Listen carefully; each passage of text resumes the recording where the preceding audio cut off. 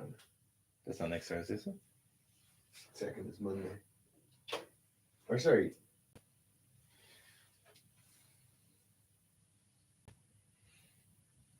That's Thursday week, is it? Oh no, it's next Thursday. Evan Lee online already. They want to get people started in March, isn't it? Yeah. Are you talking into your mic? No. Oh, talking to your mic. I am currently talking to my mic. My microphone.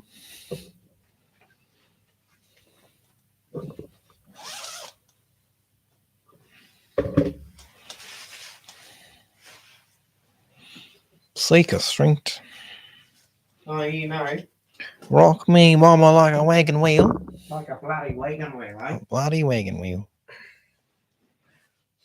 It's a bloody wagon wheel out here. Geez, that radiator's a game changer, isn't it? Is it? Yeah. Is it a game changer though? Is our audio and video all good for you?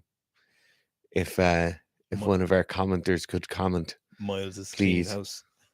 When Sika sleep is this is February. Very soon. So it's completely out of our hands at the moment. So it's just waiting for They're literally making it. April, I think. Hopefully. Yeah, April. I'm very keen to get that out. Can we? It would be great. And I know if you're watching it on your phone, you have to go out of the live chat. It would be brilliant if everyone could like the video just within, as you're starting to watch it. It would be super beneficial for us. My God, there's so many ads on YouTube videos. Okay. Miles is cleaning the house. Give a like. Nice. Spotty dog. Not that strong says. What do you say? He says spotty dog. What's that mean? I don't know. Not that strong. What does spotty dog mean? Then he asks, is Sika pull beneficial for weightlifting or is it more focused towards powerlifting? Definitely it's beneficial if you're one of the weightlifters who has a really weak back. So obviously it's more common to have weak legs in weightlifting, or it's a more common issue that people would have. But if you have a weak back, it's really, really beneficial to bring your pull up, particularly your like clean pull. Okay. Not that strong. I would love to know what spotty dog means as well.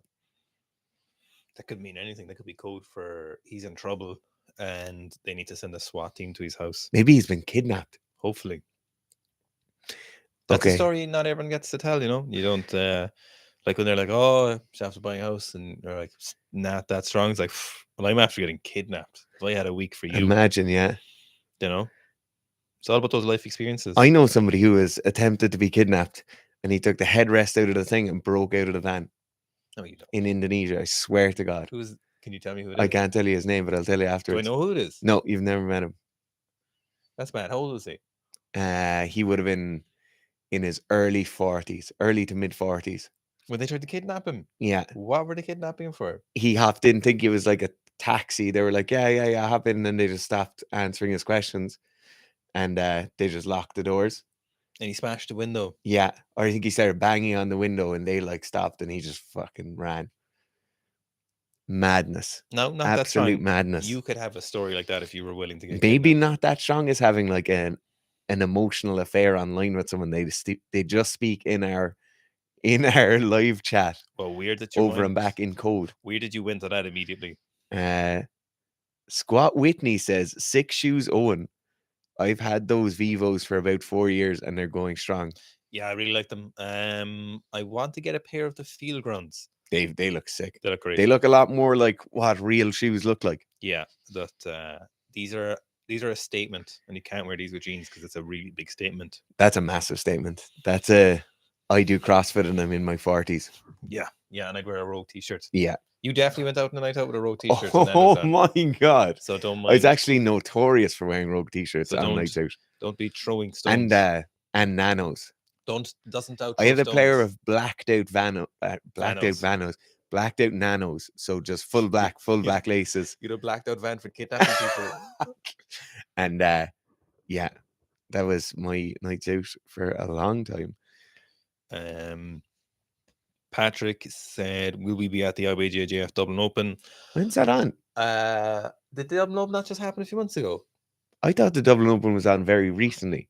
I'll definitely be at it if there's a competition on in Dublin. I hadn't planned to do competitions because I thought I'd be weightlifting, but now that I'm not, I might, but then also I might not. I'll definitely be at it. I thought it was later in the year. Let's do a quick little Google. Spencer said, "Hey lads, Patrick, will you be at the IJF Dublin Open?" Is the real question. Spencer saying, "Hey lads, will maxing impact liver enzymes, enzyme levels?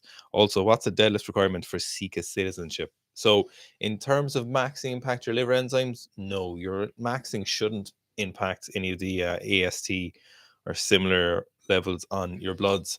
The main thing you'll see from training that will have a direct and kind of reasonably studied impact on your blood levels is creatinine levels.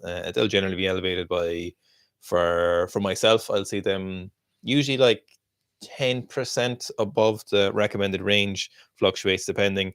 What you should really do if you're getting bloods done and you want a really good representation of bloods and like a baseline is take about 3 full days off strength training, at least resistance training, and then just some moderate exercise in terms of like cardio should be the only thing you should be doing.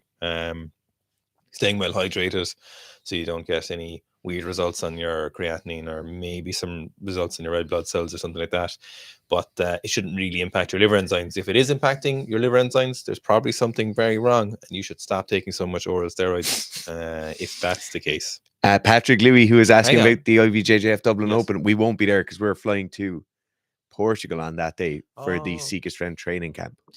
So unfortunately, we won't be. The deadlift requirements for Sika citizenship is just if you can't deadlift your squat, you're in trouble. You're going to be having words. People have words with you. Nate McCormick says, sorry, Squat Whitney says the sound is good. So Nate McCormick says, if you've seen it, I'd love to hear your opinions or options on Weightlifting House's recent video on Marin Rabu's technique. Cheers. I haven't seen it. I just checked there and it's only out an hour ago, so we have not had a chance to see it. It's not all watching YouTube videos in the Sika Strength office. If Sev made it, I assume it's wrong anyway. Like, so not that strong. Not that strong. We already answered the question. Jeez, we got to that question early. Ulf says, "Bear." I have no idea why I pronounced that like that. Wait, did you answer Not That Strong's question? Yeah, at the very start. Because Not That Strong was saying spots on a dog for spot on for audio. I answered this question. Spotty dog. Go on. Okay, Ulf did it again. Fucking hell.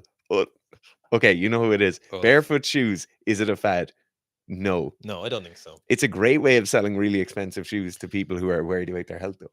People do want to be on the other side of the spectrum and never acknowledge anything we do might be unnatural. There's a certain type of people, and if Dara didn't spend so much time with me, he'd be one of those people.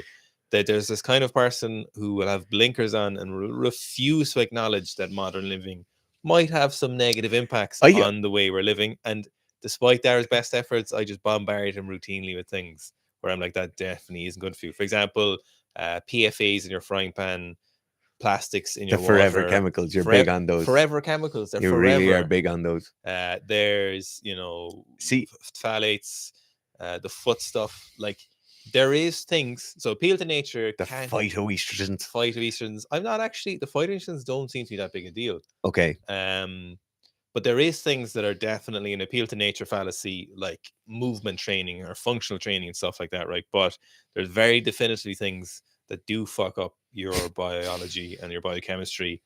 Now, what are the actual impacts in terms of like training and movement quality with your foot? I don't know. I'm sure there's going to be studies at some point, but it takes a while for the cultural malaise to kind of slowly pass into the scientific realm where they kind of take it seriously enough to do some kind of studies on it. I don't even know how you would or what experimental design you'd go about it, but I don't think they're a fad. But neither do I think you have to have a pair of barefoot shoes to positively impact your life. You know, I like squatting barefoot at the moment. I don't know why. I've no good because reason. it's a fad. My weightlifting shoes just felt restrictive the other day. I just felt like I was in foot prisons, and I just wanted to You're squat barefoot. everything I hate about the I'm world. gonna do this possibly this whole rotating or squat cycle with bare feet. The first 8 weeks. Yeah, I just felt so fresh and clean, you know. I just don't know why. I have extreme dorsiflexion, to be fair. You do. Yeah, that's You're like a teenage girl who has too much mobility. Yeah. My feeling is, Feelings are important here. so wearing like the sponge moon boots, like and this isn't to call it any brands, but like Skechers and things like that with the like memory foam soles, that's so much more negative than any amount of barefoot shoe is positive. I think just wearing normal shoes most of the time is pretty good for you. I think like wearing pretty flat shoes that don't have a massive heel, but more importantly, don't have a lot of give or forgiveness in the sole. So just small bit of padding is perfect. So like most of the CrossFit style shoes are absolutely perfect for wearing around every day. Strangely enough, most like dress shoes or formal shoes, as long as they're not restrictive on your like trying to be too narrow or too pointed in the toe, are absolutely perfect. They don't do damage to people. But I do think there are people who are walking around in the super kind of soft, even the kind of running shoes with the massive heels in them or a lot of padding on them. They're phenomenal for long distance running, but they're not really good for anything else. And you'll see people buying like €185 worth of Nike running shoes, where they're like the Vaporflies or something like that, and then they'll wear them to the gym because they're like exercising shoes. They are so much worse for you than any amount of kind of positive that the barefoot shoe will bring about. Uh, I actually don't mind barefoot shoes. I have barefoot hiking shoes, which I like. I have Innovates, which I like, which aren't quite barefoot, but I like wearing them. But I think definitely you shouldn't be walking around the place in the kind of cloud shoes. Jafar, I wonder if this is Jafar who came to our weightlifting camp last year. Hi, Owen and Dara. Would you recommend doing, or when would you recommend doing Georgian pulls like Lasha and Anton over standard European style clean pull? So, where I start off with almost all the weightlifters is they do a very small amount of contact at the top of each pull. They'll shrug with their shoulders and stay close to the bar. And then the most important thing for me is their shoulders and torso stay over the barbell at the top. And then I'll change that by getting them to make more contact or make absolutely zero contact, or having more of an upper body pull or less of an upper body pull, depending on what they need to do with their technique. But most of the time, the standard for me will be small amount of contact at the top. The barbell will travel past the point of contact. There's not too much contact, and then shoulders stay over the barbell. Shoulders and arms continue up, but it's not this kind of massive smash and shrug at the top. There is definitely value in doing pulls if you've good technique really aggressively in the extension. It's just it's hard to not smash and do the same amount of aggression, because the top of a pull is, if you were looking at in terms of maybe force output or kind of EMG muscle activity, looks more like a static or an isometric. So a traditional pull where you extend and you hold up like this, that is essentially a static exercise, or would look like it on a graph. Whereas in relation to a full lift, pulling underneath the barbell would look a lot more dynamic, because you're contracting and relaxing immediately. And so you kind of have to be careful with the kind of pulls you're doing and putting the intention behind them. But I think most of the benefit of pulls comes from the first and second pull portion, and the extension isn't that important. It's certainly important that you're doing pulls, but it's not make or break pulls on the style you're doing them. As long as you're not using a technique that you wouldn't use in the lift, I think you're getting a lot of benefits. So if you're not like pulling your shoulders really far back, or if you're not bending your arms or rowing them into your hip or smashing the barbell, if you're not doing it that way, then I think you're going to be totally fine, and you're going to get most of the value from your pulls. I don't think you're going to get a whole lot extra from those kind of pulls. Anton didn't really have me doing those. He did have me not extending my ankles on some clean pulls, and he did have me not leaning back. So he had me really emphasizing just staying chest up.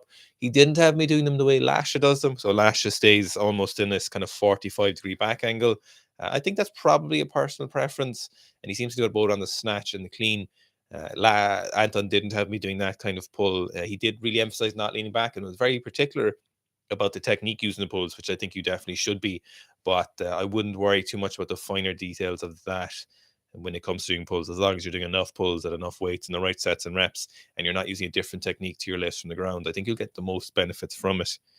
And I remember this video of Gable actually trying some of the lasher pulls. I've read way down and I've lost completely where we are. Big Gulps V2 said, what about power building? So power building is essentially just powerlifting who train well. So it's powerlifters who use hypertrophy training, but they just never max. So it's just normal powerlifting training, really. And yeah, that's it. Yeah. I think most people who go to the gym should be doing power building. Yes. I think a lot of people specialize a bit too much, whether it's specializing in powerlifting and getting kind of out of shape, or specializing in bodybuilding and never really building strength and then having other issues because of that. I think power building is a great way to go. Smithjitsu says, "Hey, morning, gents. What do you boys think about volumizing as a form of building strength, i.e., keeping the same weight and then adding sets and reps over time?" So I've never heard it called volumizing before, but that method of increasing the volume. So what you're essentially looking for all the time in training is a variable called volume load. So volume is sets multiplied by reps. Volume load is sets multiplied by reps multiplied by load. So over the course of a training cycle, you usually see volume decreasing and you usually see intensity increasing. So intensity will be weight. And then over the course of that training cycle, the sets by reps, that total number would decrease. When you account for everything, most of the time your volume load will incrementally creep up over the course of the training cycle. Now, what you're doing with volumizing, like you're calling it here, where your intensity stays consistent throughout, and then you're adding sets and reps, that volume load still creeps up over the course of a training cycle.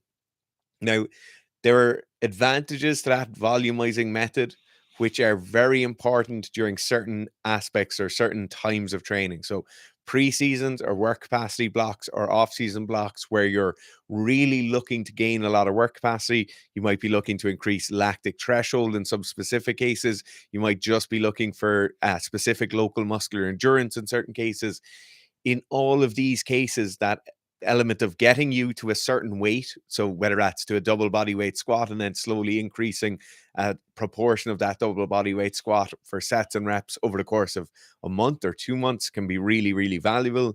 In certain cases where people might be training in army bases and they don't have a lot of weights, or they're training at home and they wouldn't have the necessary equipment or spotters around them to squat heavy weights, in these kind of scenarios, that volumizing thing can be really useful. For me, for most athletes, I'll use that approach of not necessarily increasing weight from week to week, but the weight might stay the same for 3 weeks in a row, and you add some sets and add some reps every week. That's a very, very good method for their accessory work. So accessory work is usually general work capacity work. It might be hypertrophy work. It might be whatever. But most of the time, higher reps is quite beneficial for our accessories. And so in that case, it'll be very, very beneficial. One thing I will say though is that's not the best way to build strength. So building strength is about that weight on the barbell becoming heavier over time, you being able to lift more weight over time. And the way we get better at doing that is by increasing our 1 rep max. So this is vital at certain parts of the training block. It's really useful. It's a great way of increasing or progressing our training from week to week, but it's not the pointy end of the spear. It's like the binding that holds the sharp stick on, or the hard rock on the end of a stick. Did you say it was reverse periodization? No, I didn't. That's what it is. That's what it is. I know, but I don't like that word. I know it's dumb, but that's what it is. I know. That's true. What? Did we show people this? No, we didn't. Oh, that went perfectly. That works so well. That worked. That never normally works. That never normally works. Normally never works like that. Normally never works like that. Republic. I'd like to have two. They also can't see you. Or sorry, they can see your hand, but they can't hear you. Doesn't matter. It looks great, doesn't it? Okay. Brett Milano. I hope Brett is Italian. because there's an Italian restaurant in Cork called Milano's. Brett says, what experience have you both had training throwers and what sort of challenges have you encountered? So I've done a few throwers off seasons where they're not throwing and in season. And to be honest, that in season piece is where you get the most, you encounter the most difficulty. And it's the same as most sports. When athletes are in season, they have to be incredibly fresh and better than they were in the previous session. And they have to ensure they're never, ever injured. So the challenges for throwers are the same as the challenges for golfers, the same as the challenges for rugby players, is in season. They need to be essentially peaked for every training session, but they just can't be sore for any training session. You need to make sure they don't injure themselves. Big issue in throwing is that most of what a thrower does every time they do their sport is trying to detach their upper body from their lower body through vicious and aggressive acceleration and putting power into a shot put or a discus or a javelin. So a lot of the challenges with throwers are in their off season. When we'd have them, you want their strength numbers and their power numbers to go up as much as possible. You want them to gain muscle and you want them to have increased work capacity for the next time they go back in season. All of those three things are pretty easy to do, but you need to make sure you're kind of divvying out all that recovery capital across those three elements. You also need to make sure you're not going to exacerbate any previous injuries they might have. But overall, there's no real challenge with a thrower or with throwing sports in comparison to any of the other sports. It's they're actually quite a pleasure to coach most of the time. Yeah, usually you'll see like usually people get was their kind of adult athletes, kind of like it's not like they're usually very dedicated, and it's if they've made the independent autonomous decision to come to us, they're ready and willing to do the work and do what needs to be done. So it's kind of usually very, very, very, very, very pleasant in that regard. There's I've completely lost where I am now. I've gone back to all messages now because it went to top chat. There's something about saying that you said two things there that just sound so dodgy. So the first thing is, go on, adult athletes. Adult. For some reason, sounds off. Those kids never listen. The adult athlete, but then the other thing is doing what needs to be done. Steroids, like. Ulf says any glassbacks in the chat. I don't know what glassbacks are. Do you know what they are? I don't even know where we are with questions, to be honest. Okay. Let alone Barney oh my god, I was about to say that. You can't say that. Barney says, is a reverse hyper essential to have? No. I've never had a positive experience with reverse hyper. Haven't you? No. Jeez, I love them. They're really nice, but no, they're not. They're like a nice to have, not a have to have. The only thing you really need to be great at your sport is whatever equipment that sport uses. So if you need to be a great rugby player, you need to have a rugby ball and a rugby pitch and a rugby team. If you want to be a weightlifter, you need a barbell and plates. If you want to be a thrower, you need a shot put. And then beyond that, everything is a nice to have. And certainly there are certain things that are more important than others. Barbells are probably the most important thing, then plates, then a squat rack. But no, the reverse hyper certainly isn't essential. The other thing about a reverse hyper is you can kind of fashion a reverse hyper out of a lot of different things. So if you want just the spinal decompression or the unloading of the spine that you get from a reverse hyper, you're going to put a barbell into a squat rack at hip height. So literally stand next to it, put the barbell into your hip crease and drape yourself over. Then you can hold onto the back of your knees or onto the back of your ankles with your hands, and you'll get that kind of hanging there by your hips that feels quite nice when you're on a reverse hyper. In terms of the actual strength proportion or the concentric and eccentric proportion of the reverse hyper, you can do prone back extensions. You can also do back extensions where you will you'll stack up a few plates on the floor and you just have a stack of maybe 5 or 6 bumper plates, get someone to hold onto your feet, and a back extension will do a lot of the work the reverse hyper will. So definitely not a essential.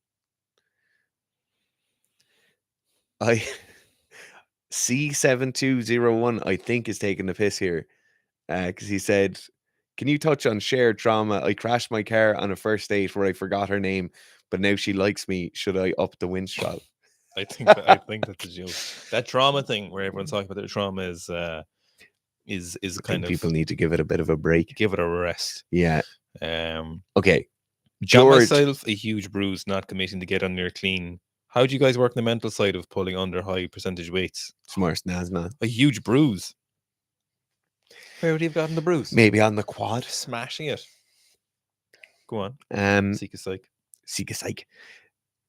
The best possible thing I could do for you in this case is tell you to go and watch the thing about getting under the snatch that we have on the channel. It should be on the Sika Psychology playlist. If it's not, just go to the channel, look at getting under the bar or getting under the snatch, and you'll find it there. It's a long video. The answer is kind of multi-component. For the clean, in many ways, it's very simple, or sorry, it's very similar to the snatch, although there are slight deviations in the kind of technical aspects, what might make it more difficult to get under a clean than under a snatch. But it's the mental side of things oftentimes is overplayed. So a lot of the time we clerk weights or we miss weights because we feel like mentally we can't get underneath them. A lot of the time there's a good subconscious reason, or there's a good reason our subconscious is stopping us from pulling underneath the weight.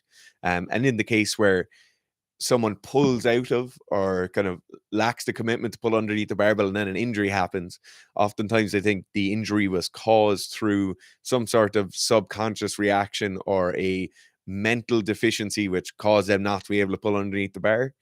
In fact, the issue in those cases most of the time is a physical reason. So either you are sensing the barbell not being high enough, or the barbell being too high, or the barbell too far away from you, or you being in a poor position, or your feet being too far back, your base of support not being underneath you. The list is long, but a lot of the time our subconscious isn't, or kind of mental side of it isn't necessarily holding us back. A lot of the time our mental kind of acuity or that motor cognition is very, very beneficial, and it's saving us from injury. But do go and watch that video. It's a bit of a long one, but there's a lot of information and it will probably be useful. To laugh at the shared trauma. Ulf said Southeast Asia is wild. Here it is. Starting position advice for lifters with extremely long arms. They hang down to my knees. So starting a different sport. Forget about fucking weightlifting. So the main thing you want to think about here is, so if you imagine in the start position, a typical start position, most people with very long arms will do, or most people do anyway, is they'll kind of crouch down into the barbell. We'll have this flexed position in our arms and we're grabbing the barbell. So first thing I want you to do, grab the barbell. Finish this with me. Eric, do this with me here, okay? I want you to do with me as well, okay? So we're grabbing the barbell in our hands. First thing I'm doing is I'm extending up as much as possible so my arms are nice and straight. Then I'm thinking about where my knees are, and then I'm imagining in the center of kind of where just below my hip is. Your gusset. No. So about a third of the way down where my thighs are, I want you to imagine that's where your center of balance is. So we're still gripping the barbell with straight arms here. I want you to imagine your center of balance is kind of close to the barbell now. Okay. So I want you to take this point, this imaginary circle. This is like your center of balance, and it's kind of a third of the way, kind of around close to your hip bone, a little bit lower than that. And I want you to think about sending that far back as possible while still keeping your shoulders over the barbell and your arms straight. So you're sending that back that way. Your arms are straight and your chest is kind of going up and forward a little bit. You're kind of reaching out over the barbell. And then I want you to send your hips as far back, that center of gravity, send that circle as far back as possible while keeping your feet flat on the ground. This will probably straighten out your shin angle, so your shin will be a little bit perpendicular at the ground. That's totally okay. And so this will kind of hopefully even out your shit positions for the clean being a giant. Being a giant. Cormac Ross says Vivo Barefoot Flex at the start of the stream. Review on them, question mark. We haven't done a shoe review in a long time, actually. I'd imagine the next one we'll do is tier if we get our hands on them at some point. But now I just do everything barefoot anyway. It doesn't even matter. No. Jimmy Jam says, can I do your combat sports program in a garage gym with a rack, a bench, barbell, and some light dumbbells? Yes. Absolutely 100%. So Jimmy Jam, to touch on a few points here, right? You can do pretty much you can do everything that's on the program with that. In the case where something pops up, and it might be something like banded clams, and you don't have an exercise band or a Terra band to use in that case, you just email us. We'll immediately get you back a substitution to swap in for that.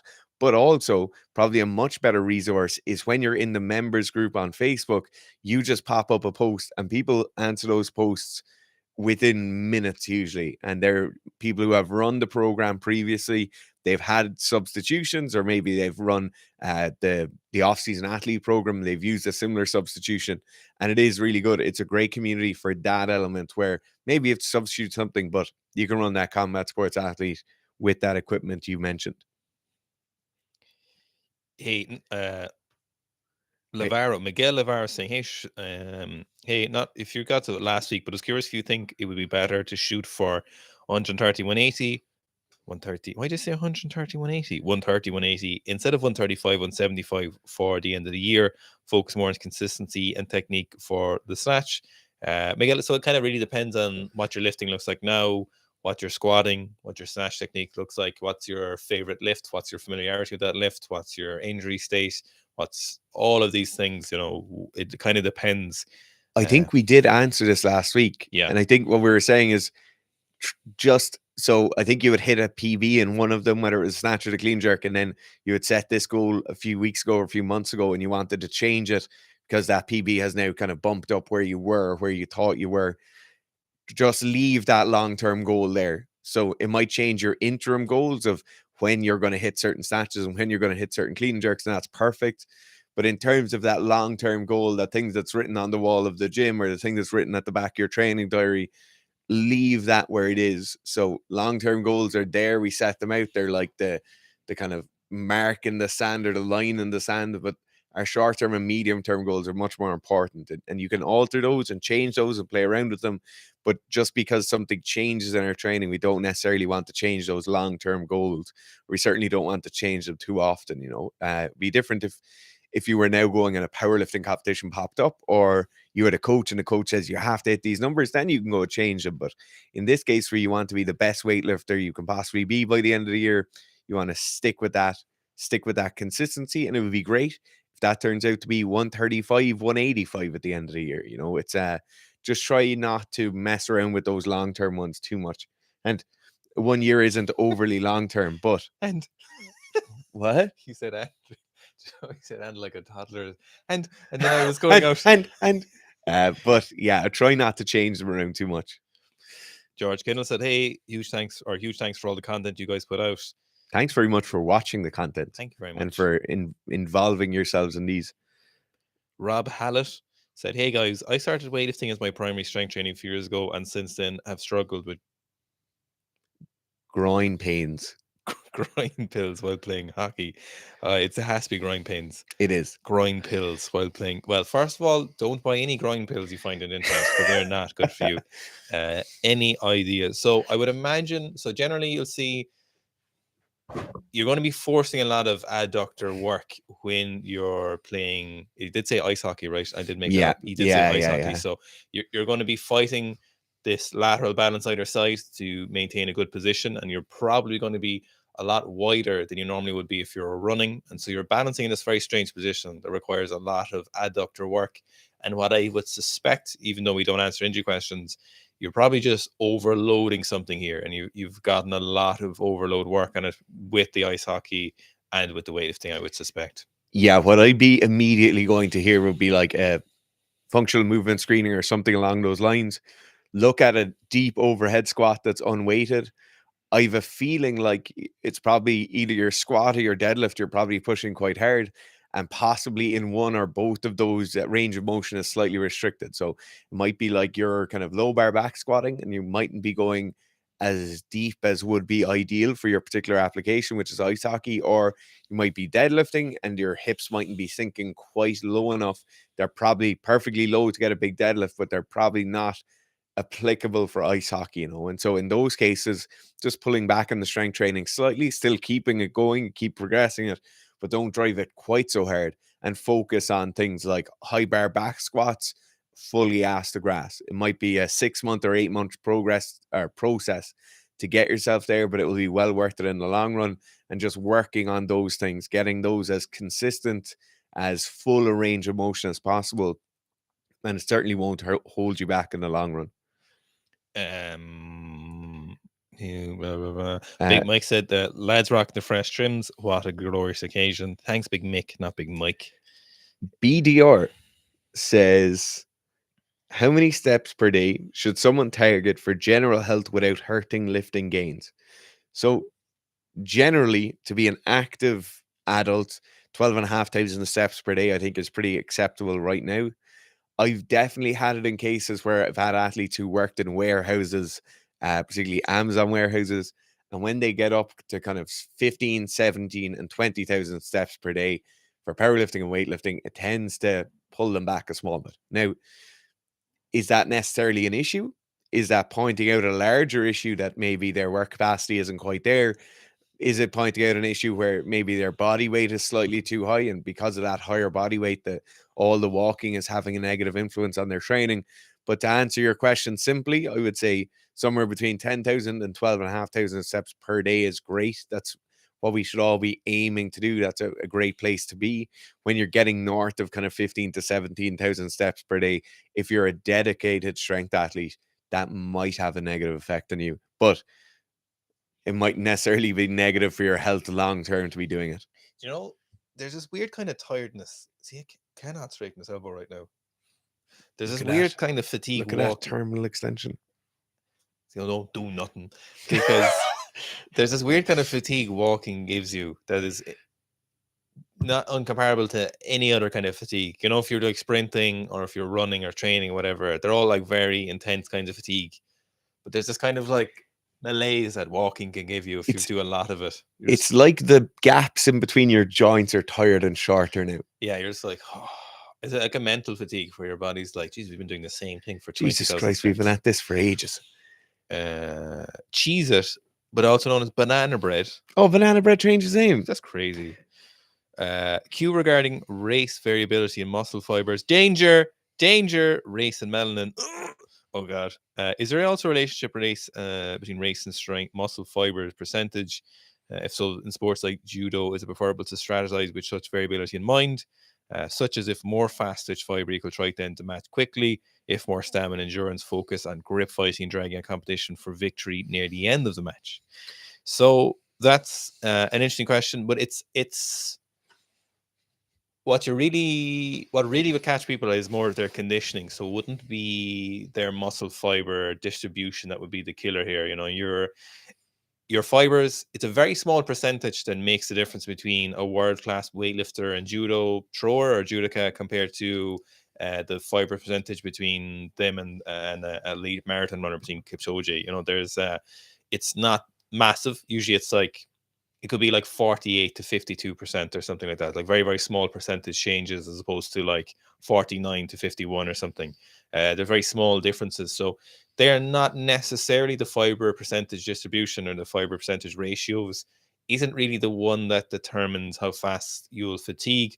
There's some weightlifting coaches who think that there's some, you know, one or two that I've heard talk about, that they think that some of the faster twitch weightlifters are more efficient and they're less able to rep heavy weights, which may or may not be correct. Most likely, I don't think it's really it. I think more what determines that kind of relationship there would be how well your conditions are, what your work capacity is.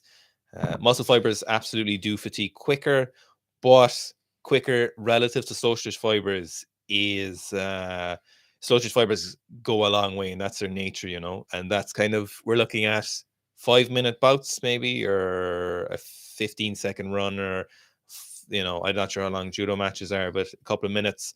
They're still relatively glycolytic, because a lot of that time you're not really doing a lot. You're fighting positions, you're walking around, you're not doing explosive throws for a full 5 minutes, you know.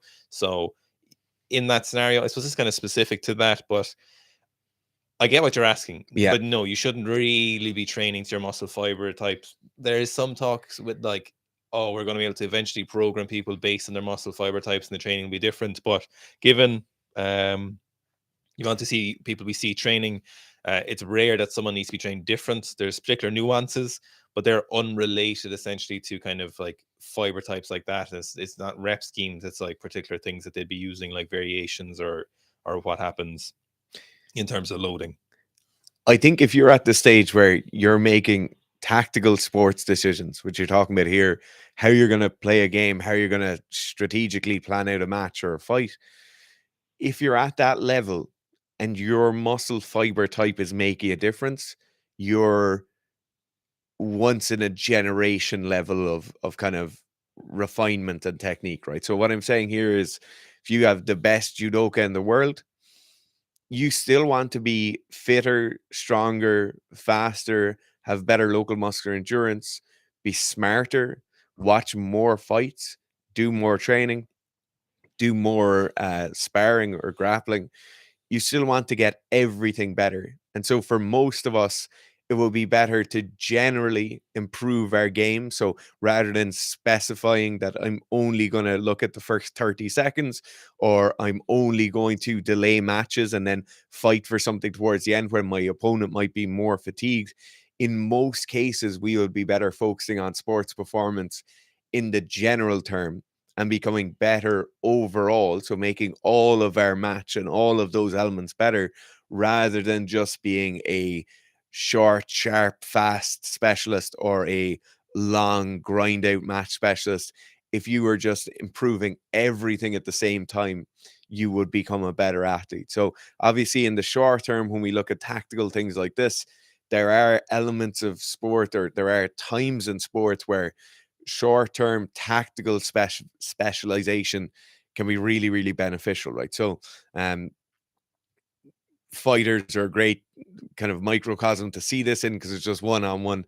Usually the rule set is quite restrictive, but in those cases you might say, I only have 8 weeks to get ready for this fight and this is what I'm going to do. Or my opponent in this case is a so the Volkanovski versus Islam fight last weekend. My opponent in this case is a takedown and pin specialist. What am I going to do? So, like Volkanovski in that case brings in someone like Craig Jones. He then really focuses on certain elements of his game, like going to turtle and then getting up from turtle. And in that case, that kind of specialization is a great thing to do, right? And farming the camp around that specialization is a great thing to do. But in terms of generally in sports, it's better to focus on everything and get better at everything at the same time rather than specializing too much. Evan Lee said back to Juice Stone versus Bazooka Dara in Apocalypse scenario. Dara did not take into account Owen's boy being an absolute killer at this point. That'll sneak up behind him like a snake. That's a problem. It's a problem. That is a problem. See, the apocalypse could happen tomorrow, though. That's and then he's a liability. So you have to look after him. Then I have to shoot more people. Oh my god. The Code EP says Tungat Ali and Fagodia Agresses. Jeez, YouTube's about to take us down now for that. Jeez. Right. I don't know what the second thing is, obviously, because I wasn't able to pronounce Fagodia. Right. Fagodia. Most of those things. A bunch of sticks. I'm just going to say this now as a generality, right? And I'm excluding general sports performance supplements out of this. Creatine, caffeine, nicotine, whey protein, cod liver oil tablets. They're general sports performance supplements. Most of the time in the realm of fringe sports performance supplements, most of the time they're completely useless. And you'll have differing reports most of the time in those differing reports. So if you're reading this on Reddit or wherever you go to get that information, and somebody will say, oh, I took Tungat Ali for 6 months and it made a massive difference, it's very, very unlikely that's actually the Tungat Ali or that's actually the ashwagandha or that's actually whatever it is, the terkestrone. It's very, very unlikely they haven't optimized another area of their training or another area of their recovery or another area of their nutrition, right? So if you're in the case where you're reading a lot of things about Tungat Ali and you think this is it, this is the one, this is going to make a massive difference, there's 2 things to say about that. The first thing is there nothing you can do better in your life? Can you get better training, like better programming, better coaching, better technical outcomes? Can you get better recovery? So that's better nutrition, better sleep, less stress in your daily life. Can you get better availability to coaching? So can you move somewhere where there's better coaches? Can you avail of remote coaching? Can you get a less kind of involved job? So can you make money remotely and you don't have to work for as many hours, then you could train more every day? If you've maximized every single one of those, then that's the time for like Tunga Ali or something like that. If you haven't, that €50 per month is much better used in other places. That would be much better used on steak mints. That would be much better used on uh, whey protein powder and creatine. That would be much better used in very, very simple applications rather than some sort of kind of fringe supplement like ashwagandha or Tunga Ali. The last thing I'll say on this is everybody uses this stuff, or almost everybody who uses it because they want a performance enhancing effect. And everything that's performance enhancing, bar a handful of things that I can name now, is banned by WADA. So if you want to know what actually works and actually will make a difference to your training in terms of something you can take, an ergogenic aid, a performance enhancing substance, go to the WADA banned list, and that will tell you what will probably affect your performance. But in terms of the ashwagandhas, the Tunga Ali, all of these different things, unless you're taking them for specific health reasons, if you're taking for sports performance, it's probably not the road you want to go. You know, you're probably looking for the effects that PEDs will give you, and PEDs will give you performance enhancing effects. These probably won't. I would say as well, alongside that, there's absolutely side effects to that. Generally, you'll see with herbal medicines, herbal supplements, if they're effective in some ways, they'll generally have other effects, and they're usually most effective or most useful in a specific scenario to address something, and then kind of move in and move out, like the zap in, zap out, like the testers who tested Lou Zhaojun. Just get in there, get it done, and finish. You don't want to be taking these things on a long term. You'll seen some anecdotal reports of people saying taking the Tunga Ali in relation to for a period of time, and then when they come off it, their anxiety is increased.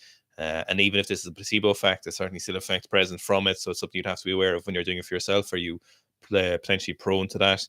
The thing with Tunga Ali and the Fadoga or Fadogia or whatever, they come from Andrew Huberman. A lot of that came from him. And I will say I really like him, and I do listen to his stuff on a semi-regular basis, and I think he's on the ball with a lot of stuff.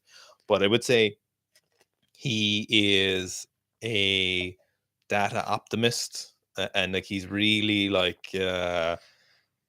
really positive about like limited evidence on some things, I would say, from what I've seen.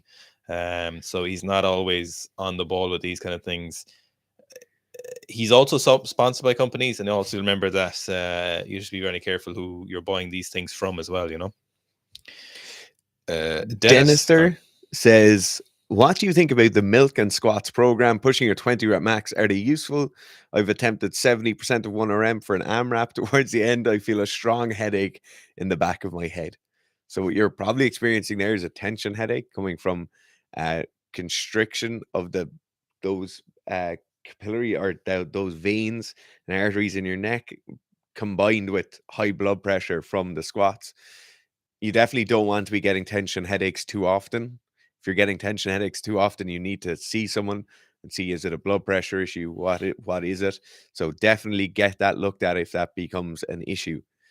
Now, 20 rep squats would have gained a lot of popularity a few years ago. Stan Efferding used to talk about Epoch and the 20 rep squats and how the 20 rep squat protocol was so useful. So in that case, when Stan is talking about the 20 rep squats, he's talking about the 20 rep squats as a means of burning calories and building work capacity, right? So 20 rep squats, you obviously burn a lot of calories to do 20 reps on the squat when you're pushing yourself that hard. But more importantly than that, in his eyes, it's the post-exercise oxygen consumption is very, very high, right? So you've used up a lot of muscle glycogen, a lot of the carbohydrates that are stored in your muscle tissues and in your liver are being used up. You then have to use a lot of calories to replace that glycogen, or you use up a lot of glycogen to replace that glycogen. You then don't have such an insulin response when you eat carbs. You also have a massive amount of muscle damage done. So there's a lot of micro tears that have to be fixed. And there's a lot of central nervous system fatigue, which has to be dealt with, right? So not only when you're in the training session does a 20 rep squat burn a lot of calories, but for the days afterwards, or more importantly, the hours afterwards, your post exercise oxygen consumption is very, very high. You're using a lot of oxygen, you're burning a lot of calories. Now, if you're a person who's looking for that, right? So if you like lifting weights and you want to lose some weight, uh, which is a bit of an oxymoron in itself, but if you are in that group or those two, the Venn diagram intersects at that point, you want to lose weight and you like lifting weights, then that might be an option for you. Doing 20 rep squats a couple of days a week is probably a good enough way of burning a lot of calories and getting to lift some weights as you're there. Also, if you're somebody who really has bad work capacity, we talked about the people who are getting really tired after walking around the place earlier. If you're a powerlifter and walking up 4 flights of stairs makes you really out of breath, then doing some 20 rep squats for 4 to 6 weeks is probably a good idea. It'll get your work capacity increased. Then you can gradually taper from 20 reps to 15 reps to 12 to 10 to 8 to 6 to 4 to 2 to 1. And you're back into powerlifting then without too much of a deviation. It's a kind of quick shot in the arm for a month or two, which will increase your work capacity. But if you're not in those groups and you're looking to get more muscle hypertrophy, so more muscles, bigger muscles, and you want to get stronger, that's probably not the best road to go down. There are more efficient ways. That's kind of the sledgehammer approach, but there are more efficient ways than 20 rep squats. Then talking about the milk thing was big for a while. The kind of hard gainer community talked about drinking a gallon of milk a day. I think a gallon is like 2.2 liters or something. Or it's American gallon is different. yeah. Yeah. So a lot of milk every day. It's just simply increasing your calories. So that really is up to you. I like drinking milk, but I probably wouldn't drink a gallon of milk every day. Eric is saying, is Rack Off You Geek is saying in Ireland? No, I've never heard of that one. Lazar Fitz told me to report my results from last day of RTA. I failed 130 despite getting 127.5 for a 2x2 season starting. Working master's degree just increased fatigue too much. RTA 105 to 127.5. Unreal. Very good. That's incredible, Lazar. And you said athleticism and vert also increased. Nice. Landing me preferred role in my V team volleyball, starting as an opposite, most notable balance in the air, 10 out of 10 program. That's great, Lazar. Nice. Thanks for letting us know. That's great to hear. Yeah. That's why you like people to report them as well, because a lot of people aren't in like the Facebook group, or we don't put every email, like positive email we get back up on the story. So it is nice to see it here. Rue Braga said, my blood work showed elevated kidney function, cut out supplements, whey and creatine, and it dropped. Eco on kidney showed no problem. I assume you meant no problem. Should I stay off supplements? So obviously this would only be, a discussion really for you and your doctor in specific terms, but in terms of general recommendation. So you'll see training does have an effect or a transient effect on certain kidney related markers. So you'll have creatinine levels or glomerular filtration rate, or you'll see like EGFR. And these are like, depending on who you talk to, are reasonably good estimates or meaningless data on your kidney function. Kidney is something you should always be very concerned about in relation to adverse results, because kidneys don't repair themselves very well. A lot of your other organs are actually very good at repairing themselves. For example, the liver, your brain can actually be quite good at repairing stuff. The heart does have the possibility. They do talk about like smooth muscle not being great at repairing itself, but there is, it does show some recovery in cases if you give it the opportunity. The thing with kidneys is they're quite poor at repairing themselves, and they're quite difficult to repair from an outside stimulus side of you. So if you're trying to induce some repairing in them, it's quite difficult. So I'd be super cautious of any kidney issues.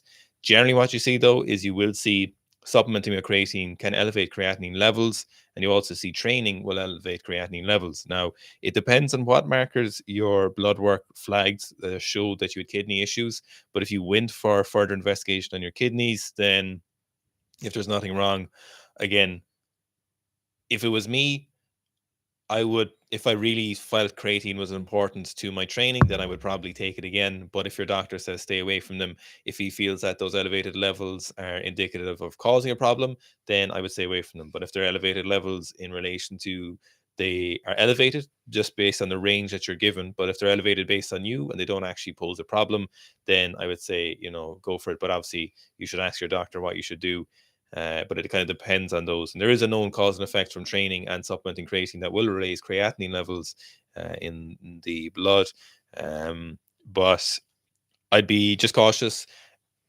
I'd be interested to know how cautious your doctor was. So if your levels are incredibly elevated, then there was obviously something very wrong there. But if they're a little bit elevated and your doctor, you're in a good healthcare system, and your doctor immediately sent you for further investigation, and he's just super cautious, and then it wasn't elevated that much, if you're 10% above the recommended levels, then you'd be kind of concerned. But if it's or if you're beyond 10%, if you're quite high consistently across a couple of blood tests, then it kind of depends on the scenario. But there is a known cause and effect there. It really depends on how important whey and creatine are to you in terms of your training or your diet. I don't know, whey, there's some evidence coming out that it might not be the best for certain parts. Specifically the gut might be issues, but it might also be some of the other ingredients in that. Like creatine doesn't seem to have any side effects or any negatives from it. So it's kind of a personal decision at this stage. I was talking to my GP before Christmas, Right. and she brought up a very good point that in certain cases, when you tell someone to stop taking something or stop doing something, it immediately becomes more important to them. So she tells someone to stop doing certain training or stop taking certain supplements, and then suddenly their only focus in life is finding a way to get back to that. Oh, okay. Joe. Yeah. Whereas someone could just suddenly run out of creatine and stop taking it then. Do you take creatine? I did last year when I was training. I was thinking about there recently. I was looking at some of the athletic greens, or like the liquid or powdered greens, but yes. they're just quite. The athletic greens are super expensive. Yeah. They're like €100 for a month supply.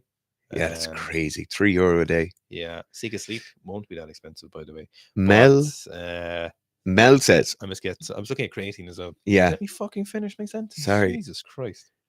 Mel said. Now that Garth has finished his sentence. You skipped someone. Where the fuck are you gone? You skipped someone, and I'm gone back to Mel. Where's Mel? You're on top chat, not live. I'm on live chat. All messages. Live chat, all messages. Top messages. Yours says top messages. Where are you gone? So, underneath Lazar, we have Mel who says, I want to increase my power clean and jerk specifically. Do you have any specific programs or quick suggestions for a 34-year-old? Thanks. So we do. We have the clean program, which would be a great option in this case. We also have the jerk program written and ready to go, but it's not on the site. So if that's something you want to get, you could run the clean program and the jerk program at the same time and just kind of peak both of those concurrently. You could alternatively do the clean program first, where you're doing some jerks maybe 2 days a week after you do the clean work. And then you could run the jerk program after that. So you'd have 16 weeks of programming there where you do clean and jerks as you warm up for the jerks that are in the program. That would work very well as well. So the clean program is available on the website. The jerk program will be available to you if you email us, but they're two kind of valid options. Tom was just, I saw that. Just telling us how to feed Alex. Yeah. Alex gets neglected. Alex gets the mushroom treatment. Yeah. I'm completely lost now. I don't even know where I am. So Cheese it. I don't even know. Says, question regarding super heavyweight judo example, Tatsuro Saito Teddy Reiner. Saito is Alex Rees by 2. Andy Rees, sorry. But theoretically, is this a legit strategy against a much taller Reiner? Does 12% body fat not work here? So any sport where you're having to impart force onto someone else or resist force coming onto you. So if I'm twice... Go on. If I'm twice the weight of Garth and Garth is trying to move me, right? If I'm twice as heavy, so if I'm 200 kilos instead of 100 kilos, it's going to be more difficult for Garth to move me. This goes across... As opposed to 120. American football, rugby, judo, sumo wrestling, grappling sports in general. When you're trying to move somebody, it's more difficult to move heavier people. Now, there's a negative to being heavier as well. So if you look at VO2 max scores in relation to body weight, if you add around 5% of body weight to someone, you can reduce them significantly in their VO2 max score, depending on how that VO2 max score is being scored. So if you use a running VO2 max score, something, or maybe an approximation of VO2 max through the use of running, you could do that on a treadmill. You could do that with a yo-yo test or a beef test. If you were to add 5% of body mass, you could get a reduction kind of, this isn't the correct number, but a full standard deviation of a reduction isn't unheard of in the reduced VO2 max or reduced outcome on a VO2 max test when you increase body weight. So just carrying around 5 kilos extra as a 100 kilo person can have massive negatives in terms of your work capacity. Yeah. The other thing about being massive is that it's easier for you to impart force onto someone else. So in the same way where if I was 200 kilos, it's much more difficult for Owen to move me than if I was 100 kilos. If I was 200 kilos and I'm trying to pull Owen across the room, it's much better for me to be 200 kilos than 100 kilos. So my mass being heavier, when I hit Owen or I go to throw Owen back with my body weight and my strength, it's much better for me to be bigger and heavier. So yeah, in that case, the kind of ideal athletic body composition of 12 to 14% or 10 to 12% if enhanced, those ideal body compositions don't necessarily hold true when you're running at someone or throwing someone or pulling someone along with you, because being big and heavy in itself is a kind of element of the sport. And there was this someone coming on to use it. But obviously it's just at the super heavies where it gets kind of funny, or the ultra heavies. Yeah. Where it's like unlimited because of the weight classes, then that does hold true in some ways then. Unlimited. Dr. Demographics IE says, have you seen that Duns are stocking wild Irish game venison steaks based out of Wicklow? Yeah, that is wild. I would be very surprised if that wasn't wild hunter shot deer. So in Ireland, if you're... I think because he said it's Wild Game Ireland. I think that's I know that game dealer. In that people, Yeah, is it? yeah, Oh, do you know them? Yeah. So a lot of times in the continent, what they'll say is it's wild boar, but they'll either be referring to a the species of boar that has been farmed. So they'll be farming wild boar is what you're eating. Yeah. And so it's a very sneaky way of feeding you or make you think it's wild. Like I was in Malta 2 years ago and it was wild boar that we're eating. I was like, oh, where did the wild boar come from? And they were like, Scotland. I was like, yes, it's not. That lovely. Wild Irish game venison though is from Wild Irish Game, and that if you're a trained hunter in Ireland and you have your qualification, you can sell deer to them. Okay, I think we have to. I've one there I want to get to. It's Rad Reynolds. So, Rad Reynolds. If striking a ball with a weighted bat doesn't make you strike harder, why do people think power clean jumping with weight would improve your jump? Isn't that the same logic? So it's so first of all, we have to look at the different sections or kind of modalities that we're training. And I hate CrossFit for stealing the word modalities in terms of training because they ruined it. But when we look at training and we look at our skill, so we've got like skill development, and then we've got like our specific S&C stuff, and we've got our specific attributes, and we've got speed, strength, and power development, and then we've like speed, strength used during our skills. And so when we're swinging your bat, we're doing a highly skilled movement at a kind of a specific velocity or at an ideal velocity, essentially as fast as possible to hit something. And when we alter the weight of that bat, it shows to negatively alter these specific motor patterns that are ingrained in our mind when we swing something. So this is a repeatable movement. It's done at a repeatable speed. The path it takes through the air, the sequencing of muscles and how fast they sequence are all very well ingrained in your body's sequential patterns when it does this.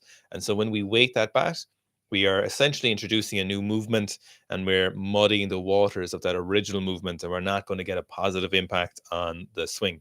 When we're doing power cleans, we're not training that specific movement. We're not altering it. So that's what we're really concerned about there. There's kind of two attributes, but the weighted bat, we're doing it slower. So we're not getting actually any velocity training done, and we don't super compensate for speed. We're also negatively changing that skill and the coordination of that skill in a less ideal fashion. How much that happens depends on the athlete and how skilled they are and how much weighted stuff they do. But when we're looking at power cleans, we're simply doing speed strength work, and that's very important in terms of power development. And so you are putting a lot of speed against a heavy weight. And the thing with that, though, is, and we also talk about that, is that it's heavy weights fast, that they have to be moving quickly. And it depends on how quickly you can move a certain weight for them to be beneficial for speed strength. So technically, you could go too heavy with cleans and not get as much benefit as if you just went 20-30% lighter with them. So some of the principle overlaps, but they're two different attributes that follow different principles. Just the last thing on that, the great thing about the clean is that if a clean is too heavy, it can't be a clean. It's just a deadlift. And you certainly wouldn't think of really heavy deadlifts all the time being the best thing for an athlete or for an athlete's jump. Okay, I just have two things. So first thing is, Damien Fitzsimon says, any recommendations for what uni in the south to go to for sports science? Don't do sports science, but if you are going to do sports science, you should go to the University of Limerick or you should go to DCU. I'd obviously be massively biased towards the University of Limerick, but I think living in Dublin would be a terrible place to live, and living in Limerick would be a great place to live. In both of those places, you have the advantage of really good sports science departments. There's a lot of interwoven lecturers there, so a lot of lecturers would have worked in both or kind of gone to one for half their career and gone to the other for another bit of their career. And very, very importantly, in both of those, you have a lot of resident athletes. So I think if you want to have a look at sports science, there has to be active sports science going on. And in many of the universities or kind of ITs, you'd be doing experiments or you'd be doing some of your studies on just other college kids, and they're not really the same thing. You want good athletes around, so then you've got coaches around, and there's a lot more than just the learning of the science when it goes into it. And then the last thing is James Dillon Fulbright, and he gets priority because he's one of our athletes. And he says, looking forward to seeing 180 kilo bench press out of girth. But more importantly, he says he was buying creatine off Amazon. He was paying twice as much for good quality creatine somewhere else. And basically, what should he do on that? To be honest, there's two things on this. So the first thing is creatine is only made in kind of 4 or 5 factories worldwide. So most of the creatine worldwide is coming from those factories. So it's very unlikely if you're paying for Amazon creatine versus Optimum Nutrition creatine or another brand of creatine, it's very unlikely that one has come from a vastly better factory than the other. You obviously don't want to be getting it from the worst factory ever, but it's unlikely there's a massive difference in how those creatines are being produced. The second thing, this is more for drug tested athletes, is that some creatine every so often gets spiked. So if you are in a tested federation, which you'll be only so lucky, you'd only be so lucky, but if you were in a tested federation, do go for an Informed Sport brand. So Informed Sport are a company who will test it for drugs, basically test it for banned substances. Fuck, it's no drugs. And I don't want this one. And it's a really expensive thing. Sika Sleep will be Informed Sport certified. It's a very expensive and laborious process, but that would be the kind of the recommendation I'd make. Thanks very much.